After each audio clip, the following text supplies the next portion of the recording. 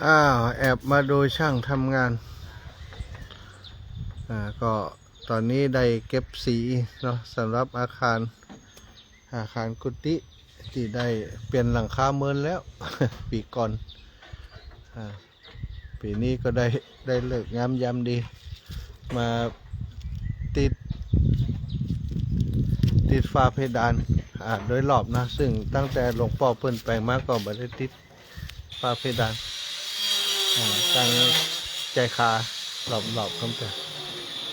ก็ได้ช่างเหมียนกับช่างออดมาทำให้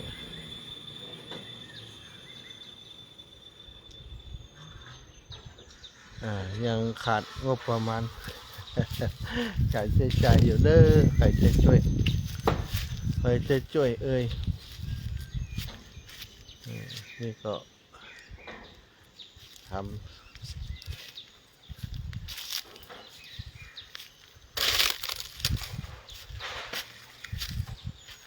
ด้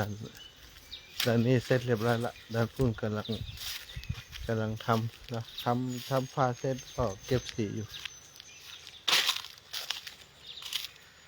ด้านนี้เสร็จละ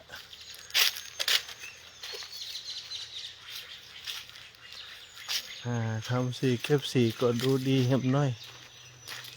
ทำสีเก็บสีก็ดูบ่งามก็ทำไปเพราะบ่มีงบประมาณเยอะมีงบประมาณได้จากบิณฑบาตมาเล็กๆน้อยๆก็สะสมไว้แล้วก็ทำไปเนาะบ่มีงบประมาณไม่มีงบประมาณศรัทธาใครอยากจะสนับสนุนช่วยเหลือทาสีเด้อช่วยเหลือเพดานเด้อจะได้เกิดมาสวยงามผิวพรรณวรรณะดีมาช่วยกันได้ก็เป็นทำไว้กับวัดกับวานเนาะอาตมาก็ไม่ได้คิดว่าทำไว้เพื่อตัวเก่านะอันนี้จะทำไว้เป็นที่พักของญาติโยมที่มาปฏิบัติธรรมตั้งบนติดต่อถึงพระสงฆ์องค์สังฆเจ้าตั้งหลุมนี้ก็จะปรับปรุงห้องแหมตั้งหลุมนี้แหม2 ห้องเนาะ2 ห้องทำเพิ่มด้านข้างแหม2 ห้องเป็น4 ห้องที่จะทำห้องน้ำด้านบนก็ยังได้ขึ้นไปทำกันทำห้องน้ำด้านบนตัวช่างออดนี่เป็นช่างสีเก่งทำสีเก่งมาก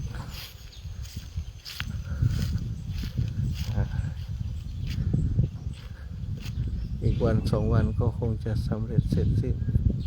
ก็จะได้มาเก็บสีตั้งหลุมด้วย